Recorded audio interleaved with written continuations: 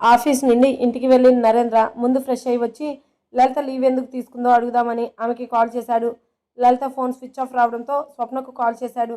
Railway స్టేషన్లో దిగిన స్వప్నను నరేంద్ర నుండి కాల్ రావడంతో లిఫ్ట్ చేసి చెప్పండి నరేంద్ర గారు అంది. స్వప్న ఎక్కడున్నావు అని అడిగాడు ట్రైన్ సౌండ్ వినిపిస్తుంటే. సార్ నేను రైల్వే స్టేషన్లో ఉన్నాను, మా నాన్నమ్మకి బాగాలేదు అని ఊరి నుండి ఫోన్ వస్తే వెళ్తున్నా అని అంది. లలిత వస్తుందా నీతో? తను కూడా 2 డేస్ లీవ్ తీసుకుంది అని మేనేజర్ చెప్పారు అని అడిగాడు. లేదు సార్ తను రావడం లేదు అని, తనకి పీరియడ్స్ అని మెల్లిగా చెప్పింది. అవునా, అందుకు 2 డేస్ లీవ్ తీసుకోవడం దేనికి అని అయోమయంగా అడుగుతాడు.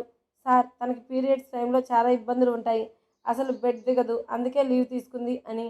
సార్ ఏమీ అనుకోకపోతే ఒక హెల్ప్ చేస్తారా అని అడుగుతుంది. చెప్పు స్వప్న అన్నాడు. ఈ టైంలో నేను తనతో ఉంటే చూసుకునేదాన్ని, ఇంపార్టెంట్ కాబట్టి వెళ్తున్నాను. మీరేమీ అనుకోకపోతే మీకు కుదిరినప్పుడు ఫ్లాట్కి వెళ్ళి తను ఎలా ఉందో చూస్తారా అని అంది.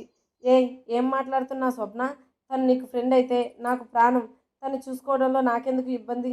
నువ్వేం కంగారు పడకు, నువ్వు హ్యాపీగా వెళ్ళిరా, నేను తన్ని చూసుకుంటాను అన్నాడు. థ్యాంక్ యూ సార్, హ్యాపీగా అని కాల్ కట్ చేసింది. వెంటనే నరేంద్ర గూగుల్లో పీరియడ్స్ గురించి సెర్చ్ చేసి చూశాడు. వామ్మో, ఇన్ని ఇబ్బందులు ఉంటాయా పీరియడ్స్లో అనుకొని తన ఫోన్, వాలెట్, బైక్ కీస్ తీసుకొని లలిత ఫ్లాట్కి స్టార్ట్ అయ్యాడు.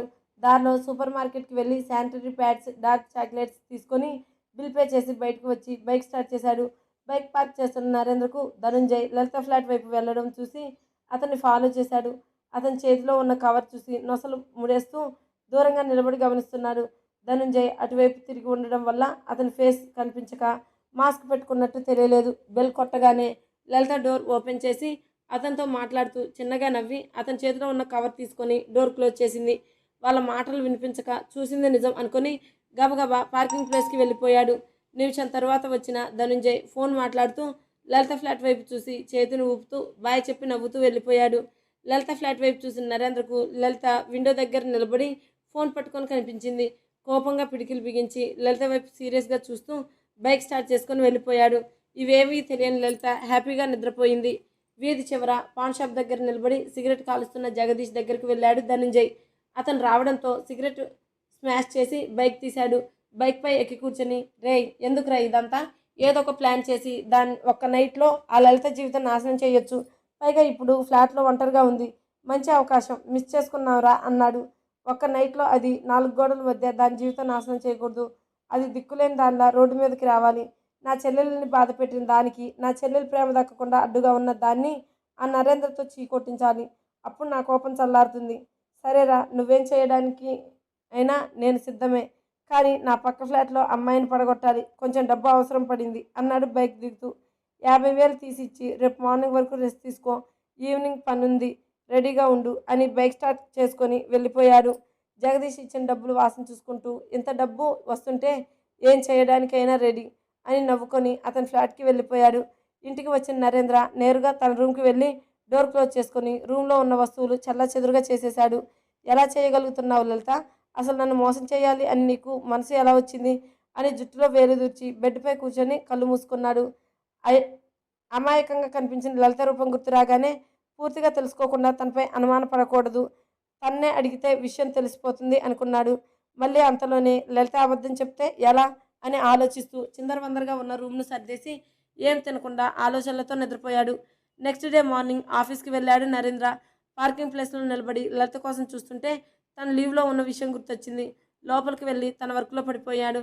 ప్రాజెక్ట్ వర్క్ తొందరగా ఫినిష్ చేయాలని ప్రెషర్ ఉండడంతో లంచ్ కూడా సరిగ్గా చేయకుండా వర్క్లో పడిపోయారు అందరూ. ఎంప్లాయీస్ అందరూ 5కి వెళ్ళిపోతే నరేంద్ర ఆఫీస్ నుండి స్టార్ట్ అయ్యేసరికి టైం 9 అయ్యింది. వెళ్తూ వెళ్తూ ఒకసారి లలితను చూసి వెళ్ళిపోదామని లలిత ఫ్లాట్ వైపు బైక్ తిప్పాడు. 10 అడుగుల దూరం నుండి లలిత ఫ్లాట్ నుండి బయటకు వెళ్తూ కనిపించాడు ధనంజయ్. అంతే, బైక్ రివర్స్ చేసుకుని ఫాస్ట్గా తన ఇంటికి వెళ్ళిపోయాడు. నరేంద్ర లలితను కలవకుండా. నెక్స్ట్ డే ఆఫీస్లో వర్క్ చేస్తున్న అతనికి లలిత ఆలోచనలే. తను నన్ను మోసం చేస్తుందా ఇలా పరిపరి విధాలుగా ఆలోచిస్తూ వర్క్పై ఇంట్రెస్ట్ లేక మేనేజర్తో చెప్పి 4 గంటలకి స్టార్ట్ అయ్యాడు. ట్రాఫిక్లో బైక్ ఆపి సిగ్నల్ కోసం చూస్తున్న నరేంద్రకు అతనికి ఆపోజిట్లో ఉన్న ఆటోలో వెళ్తూ కనిపించింది లలిత. ఎక్కడికి వెళ్తుంది అని అనుకుని సిగ్నల్ పడడంతో ఆటోను ఫాలో అయ్యాడు. Please subscribe to my channel, thank you. Meeting hall నుండి బయటకు వచ్చిన లలితకి కడుపులో నొప్పి రావడంతో పీరియడ్స్ ఏమో అని డౌట్ వచ్చింది. ఫాస్ట్గా వాష్రూమ్కి వెళ్తున్న ఆమెకి ధనంజయ్ పిలుపుతో టెన్షన్గా వెనక్కి తిరిగింది. సారీ లలిత గారు, ఇక్కడికి రావడంతో తప్పే, కానీ మీకు ఒక విషయం చెప్పాలి. మీటింగ్కి వెళ్లే ముందు నేను వాష్రూమ్కి వెళ్ళి వస్తుంటే క్లీనర్ పొరపాటున ఈ బోర్డ్స్ మార్చేశాడు. మీరు లేడీస్ వాష్రూమ్ అనుకుని జెంట్స్ వాష్రూమ్కి వెళ్తున్నారు. ఒకసారి చెక్ చేసుకోండి అన్నాడు. లలిత కంగారు పడింది. అతను చెప్పింది నిజమా కాదా అని భయంగా జెంట్స్ ఉన్న దానిలోకి వెళ్ళి చూసి అవి లేడీస్ వాష్రూమ్స్. రిలాక్స్గా ఫీల్ అయ్యి డోర్ లాక్ చేసుకొని వాష్రూమ్లోకి వెళ్ళి బయటకు వచ్చింది. వాష్రూమ్కి దూరంగా క్లీనర్తో మాట్లాడుతున్న ధనంజయ్ దగ్గరికి వెళ్ళింది. లలితను చూసి క్లీనర్కి బోర్డు మార్చమని చెప్పి ఇంకెప్పుడు ఇలాంటి మిస్టేక్ చేయొద్దు అని సీరియస్గా వార్నింగ్ ఇవ్వడం చూసి థ్యాంక్ యూ ధనంజయ్ గారు, మీరు చెప్పకపోతే నేను చాలా ఇబ్బంది పడేదాన్ని అంది. పర్వాలేదు లలిత గారు, నేను క్లీనర్కి వార్నింగ్ ఇచ్చానులేండి. అతను కంగారులో మార్చేశాను, ఇంకెప్పుడు జరగకుండా చూసుకుంటాను అన్నాడు. కానీ ఇలాంటి వాటితో కొంచెం జాగ్రత్తగా ఉండండి అని చెప్పాడు. లలిత కోసం వెతుక్కుంటూ వచ్చిన నరేంద్రకి లలిత, ధనుంజయ్ వాష్రూమ్ దగ్గర నవ్వుతూ మాట్లాడుకోవడం చూసి కోపంగా వాళ్ళ దగ్గరికి వెళ్తుంటే మేనేజర్ అడ్డుపడ్డాడు. నరేంద్ర, నిన్ను ఎక్కడికన్నీ వెతకాలి? నిన్ను సీఈఓ సార్ పిలుస్తున్నారా? ప్రాజెక్ట్ వర్క్ గురించి నువ్వేగా చెప్పాలి అని నరేంద్రకు మాట్లాడే అవకాశం ఇవ్వకుండా తీసుకెళ్ళిపోయాడు. ధనుంజయ్కి థ్యాంక్స్ చెప్పి తనకి పీరియడ్స్ రావడంతో 2 డేస్ లీవ్కి మెయిల్ పెట్టింది. పర్సనల్ రీజన్ చెప్పి 5 మినిట్స్ తర్వాత లీవ్ శాంక్షన్ అయినట్టు మెయిల్ రావడంతో పీరియడ్స్ వచ్చాయి, ఫ్లాట్కి వెళ్ళిపోతున్నా అని స్వప్నకి మెసేజ్ చేసి క్యాబ్ బుక్ చేసుకుని ఫ్లాట్కి వెళ్ళిపోయింది. సీఈఓ క్యాబిన్కి వెళ్ళిన నరేంద్ర 2 గంటల వరకు బయటకు రాలేదు. ప్రాజెక్ట్ వర్క్ గురించి ఎక్స్ప్లెయిన్ చేసి బయటకు వచ్చిన అతనికి లలిత ప్లేస్ ఖాళీగా కనిపించింది. స్వప్నను అడుగుదామనుకుంటే ఆమె వర్క్లో ఉండడంతో తన క్యాబిన్కి వెళ్ళిపోయాడు. పదే పదే లలిత, ధనుంజయ్ మాట్లాడుకున్న దృశ్యమే కనిపిస్తుంటే జుట్టులోకి వేలు దూర్చి ఆలోచిస్తున్న అతను మేనేజర్ని తిట్టుకుంటూ రావడం. ఏమైంది సార్ అని అడిగాడు. ఏం చెప్పమంటారు నరేంద్ర, ప్రాజెక్ట్ వర్క్ ఫినిష్ చేయడానికి టైం లేదని సీఈఓ సార్ అందరినీ వాయించేస్తుంటే వీళ్ళిద్దరు పర్సనల్ రీజన్స్ మీద లీవ్ తీసుకున్నారు అని తిట్టుకున్నాడు. లీవ్ ఇవ్వడం కుదరదు అని చెప్పాల్సింది కదా సార్, ఉంటాయిగా కొన్ని రూల్స్. ఇయర్లో కంపెనీ ఇచ్చే 20 డేస్ లీవ్స్ వాళ్ళు యూజ్ చేసుకోలేదు, ఇంకా తప్పక ఇవ్వాల్సి వచ్చింది. ఏం చేస్తాం? ఫైల్ నీ దగ్గర ఉందిగా, సీఈఓ గారు ఇవ్వమన్నారు అన్నాడు మేనేజర్. అయినా ఆ ధనంజయ్ తీసుకున్నా పర్వాలేదు నరేంద్ర, అతను ఎలానో వర్క్ సరిగ్గా చేయడు, కానీ పర్ఫెక్ట్గా వర్క్ కంప్లీట్ చేస్తుంది లలిత అనే అమ్మాయి. ఆ అమ్మాయి 2 డేస్ లీవ్ తీసుకుంది. వర్క్ చేస్తే అందరి లీవ్స్లో ఉంటే ప్రాజెక్ట్ టైంకి కంప్లీట్ అయినట్టే అని నరేంద్ర చేతిలో ఫైల్ తీసుకొని వెళ్ళిపోయాడు మేనేజర్. లలిత, ధనుంజయ్ ఇద్దరు ఒకేసారి లీవ్ తీసుకొని వెళ్ళిపోయారా అని అనుకొని వాళ్ళిద్దరూ నవ్వుతూ మాట్లాడుకుంటున్న రూపమే కనిపిస్తుంటే తల విదిలించి, చా, నేనేంటి ఇలా ఆలోచిస్తున్నా, వాళ్ళిద్దరూ ఒకే ఆఫీస్లో మాట్లాడుకోవడంలో తప్పులేదు అనుకొని ఆ విషయం అక్కడితో వదిలేసి వర్క్లో పడిపోయాడు. లలిత పీరియడ్స్ వచ్చాయి అని మెసేజ్ చేయడంతో ఈవినింగ్ ఆఫీస్ అయిన వెంటనే అందరికంటే ముందు పార్కింగ్ ప్లేస్కి వెళ్ళి స్కూటీ స్టార్ట్ చేసుకొని ఫ్లాట్కి వెళ్ళిపోయింది స్వప్న. తన ల్యాప్టాప్ బ్యాగ్ తీసుకొని పార్కింగ్ ప్లేస్కి వచ్చిన నరేంద్రకు స్వప్న స్కూటీ కనిపించలేదు. ఇంత తొందరగా వెళ్ళిపోయిందా? లలిత ఎందుకు లీవ్ తీసుకుందో అడుగుదాం అనుకున్నానే. సర్లే, తనకే కాల్ చేద్దాం అనుకుని బైక్ స్టార్ట్ చేసుకొని ఇంటికి వెళ్ళిపోయాడు. ఫ్లాట్కి వెళ్ళిన స్వప్న ఫాస్ట్గా బెడ్రూమ్లోకి వెళ్ళింది. అక్కడ బెడ్పై ముడుచుకొని పడుకొని నొప్పికి ఇబ్బంది పడుతూ కనిపించింది లలిత. లలితకి ఎప్పుడు పీరియడ్స్ వచ్చినా విపరీతమైన కడుపు నొప్పి, కాళ్ళు నొప్పులు, ఫీవర్ వస్తాయి. 2 డేస్ వరకు తను ఇబ్బంది పడుతూ ఉంటుంది. లలిత ఎలా ఉంది ఇప్పుడు, ట్యాబ్లెట్స్ వేసుకున్నావా అని అడిగింది. హా, బాగానే ఉన్నా స్వప్న, నువ్వు కంగారు పడుకు, వెళ్ళి ఫ్రెష్ అయ్యవు అంది కొంచెం నీరసంగా. లలిత, నీకో విషయం చెప్పాలి. మా నాన్నమ్మకి హెల్త్ బాగాలేదు, నన్ను చూడాలి అని కలవరిస్తుంది అని నాన్న నన్ను ఇప్పుడు అర్జెంటుగా రమ్మన్నారు, నేను వెళ్ళనా అని అడిగింది. ఏయ్, నన్ను అడగడం దేనికి, వెళ్ళి నాన్నమ్మకి హెల్త్ బాగాలేదు అంటున్నావుగా అంది. కానీ నీకు బాగాలేదు కదా అని బాధగా అంది. నాకేంటి, ట్యాబ్లెట్స్ వేసుకుంటే సరిపోతుంది, నాకెప్పుడు ఉండేదే కదా, నువ్వెళ్ళు. వద్దులే, 2 డేస్ ఆగి వెళ్తాను, అప్పుడు నువ్వు సెట్ అవుతావు కదా అంది స్వప్న. వద్దు స్వప్న, ఏ టైంలో ఏం జరుగుతుందో చెప్పలేం, నువ్వెళ్ళు, నేను బాగానే ఉంటాను అని స్వప్నకు ఒప్పించింది.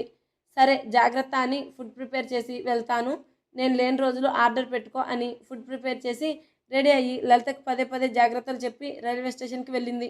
స్వప్న వెళ్ళిన తర్వాత గంట పాటు నిద్రపోయి నీరసం తగ్గడంతో లేచి వాష్రూమ్కి వెళ్ళి వచ్చి స్వప్న ప్రిపేర్ చేసిన ఫుడ్ తినేసి మళ్ళీ నిద్రపోయింది. ఏంట్రా 2 డేస్ లీవ్ పెట్టమన్నా, అసలే మనం చేసే వర్క్ అంతంత మాత్రమే, ప్రాజెక్ట్ వర్క్ ఎండింగ్లో ఉంటే ఇప్పుడు లీవ్స్ తీసుకుంటున్నావు అని తిట్లు తిట్టకుండా తిట్టిన మేనేజర్ మాటలు పట్టించుకోకుండా లీవ్ తీసుకున్నా. ఇప్పుడు ఏం చేద్దామని లీవ్ అప్లై చేయమన్నావు అని అడిగాడు ధనంజయ్. తాగుతున్న సిగరెట్ కాలు కింద వేసి తొక్కి, నాతో రా అని బైక్ స్టార్ట్ చేసి ధనుంజయ్ని తీసుకొని వెళ్ళాడు జగదీష్. రే, ఈ టైంలో ఇక్కడికి ఎందుకు తీసుకొచ్చావు అని అడిగాడు ధనుంజయ్. చెప్తా కానీ ఇవి తీసుకొని వెళ్ళి ఫలానా ఫ్లాట్లో ఇచ్చిరా అన్నాడు. జగదీష్ ఇచ్చిన కవర్లో శానిటరీ ప్యాడ్స్, డార్క్ చాక్లెట్స్ ఉండడం చూసి ఇవెందుకు ఇమ్మంటున్నావు అంది. అది లలిత ఫ్లాట్కి అన్నాడు అయోమయంగా. దగ్గరకు రా అని ధనంజయ్ చెవిలో ఏదో చెప్పాడు. ప్లాన్ ఓకే కానీ నరేంద్ర ఇక్కడికి వస్తాడా అని డౌట్గా అడిగాడు. ఖచ్చితంగా వస్తాడు, నువ్వెళ్ళు అని పంపించాడు. జగదీష్ చెప్పినట్టు కవర్ తీసుకొని లలిత ఫ్లాట్కి వెళ్ళాడు. కరెక్ట్గా లలిత ఫ్లాట్ దగ్గర నిలబడి కాలింగ్ బెల్ కొట్టి ఫేస్కి మాస్క్ పెట్టుకున్నాడు. నీరసంతో నిద్రపోతున్న లలిత కాలింగ్ బెల్ మోగిన సౌండ్ వెళ్ళి డోర్ ఓపెన్ చేసింది. ఎదురుగా మాస్క్ వేసుకొని ఉన్న వ్యక్తిని భయంగా చూస్తూ ఎవరు మీరు అని అడిగింది. మేడం, స్వప్న పేరు మీద ఈ ఫాస్ట్ డెలివరీకి ఆర్డర్ పెట్టారు, అడ్రస్ ఇదేనా అని అడిగాడు. అతని చేతిలో ఉన్నవి చూసి తన కోసం స్వప్న ఆర్డర్ పెట్టి ఉంటుందని ఇదే అడ్రస్ అని చెప్పి తీసుకుంది. లలిత డోర్ క్లోజ్ చేయగానే మాస్క్ తీసి వెళ్ళిపోయాడు. స్వప్నకు ఫోన్ చేద్దాం మొబైల్ తీసుకొని చూస్తే ఫోన్ స్విచ్ ఆఫ్ అయ్యి కనిపించింది. సర్లే, అది ట్రైన్లో నిద్రపోతూ ఉంటుంది, డిస్టర్బ్ చేయడం ఎందుకు అని మొబైల్కి ఛార్జింగ్ పెట్టి విండో దగ్గర నిలబడి చంద్రుడిని చూస్తుంది. ఫ్లాట్ నుండి బయటకు వస్తున్న ధనుంజయ్కి జగదీష్ నుండి ఫోన్లు రావడంతో లిఫ్ట్ చేసి నువ్వు చెప్పినట్టే చేశాను, ఎక్కడున్నావు, ఇంతకీ నరేంద్ర వచ్చాడా అని అడిగాడు. నరేంద్ర వచ్చాడు, పార్కింగ్ ప్లేస్లో నిలబడి నిన్నే చూస్తున్నాడు. ఇప్పుడు నువ్వు లలిత ఫ్లాట్ వైపు చూసి చెయ్యి ఊపుతూ బాయ్ చెప్పి వచ్చేసాయి, నేను నిన్ను ఈ స్ట్రీట్ చివరా కలుస్తాను అని కాల్ కట్ చేశాడు. ధనుంజయ్ జగదీష్ చెప్పినట్టు లలిత ఫ్లాట్ వైపు చూస్తూ విండో వద్ద నిలబడి ఫోన్లో ఏదో చూస్తుంది.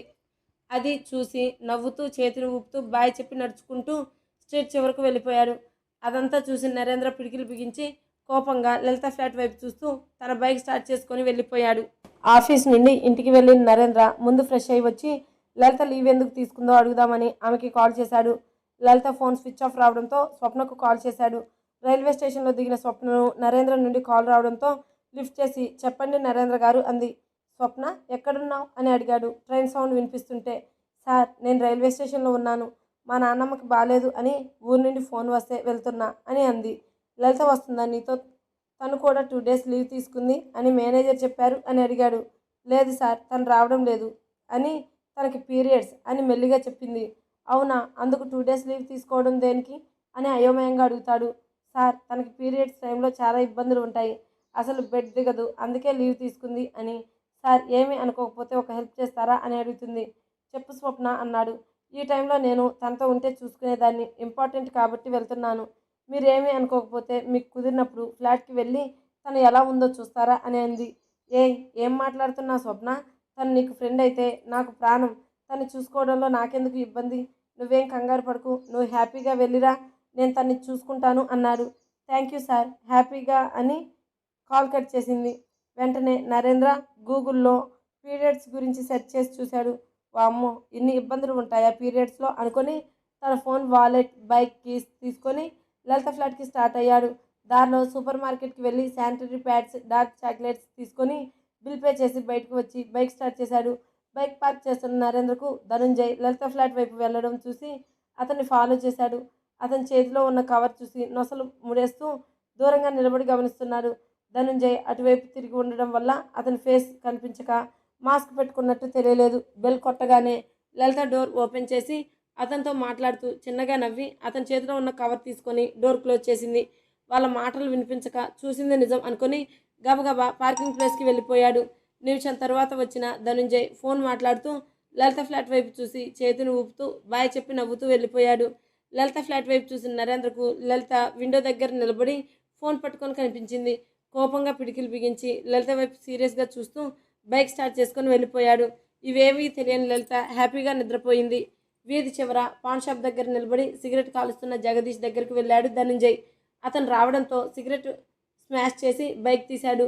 బైక్పై ఎక్కి కూర్చొని, రేయ్, ఎందుకురా ఇదంతా, ఏదో ఒక ప్లాన్ చేసి దాన్ని ఒక్క నైట్లో ఆ లలిత జీవితం నాశనం చేయొచ్చు, పైగా ఇప్పుడు ఫ్లాట్లో ఒంటరిగా ఉంది, మంచి అవకాశం మిస్ చేసుకున్నావురా అన్నాడు.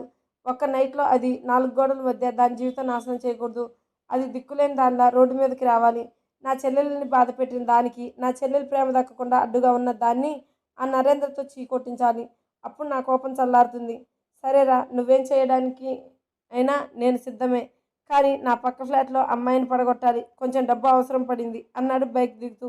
50,000 తీసిచ్చి రేపు మార్నింగ్ వరకు రెస్ట్ తీసుకో, ఈవినింగ్ పనుంది, రెడీగా ఉండు అని బైక్ స్టార్ట్ చేసుకొని వెళ్ళిపోయాడు. జగదీష్ ఇచ్చిన డబ్బులు వాసన చూసుకుంటూ ఇంత డబ్బు వస్తుంటే ఏం చేయడానికైనా రెడీ అని నవ్వుకొని అతని ఫ్లాట్కి వెళ్ళిపోయాడు. ఇంటికి వచ్చిన నరేంద్ర నేరుగా తన రూమ్కి వెళ్ళి డోర్ క్లోజ్ చేసుకొని రూమ్లో ఉన్న వస్తువులు చెల్లాచెదురుగా చేసేశాడు. ఎలా చేయగలుగుతున్నావు లలిత? అసలు నన్ను మోసం చేయాలి అని నీకు మనసు ఎలా వచ్చింది అని జుట్టులో వేలు దూర్చి బెడ్పై కూర్చొని కళ్ళు మూసుకున్నాడు.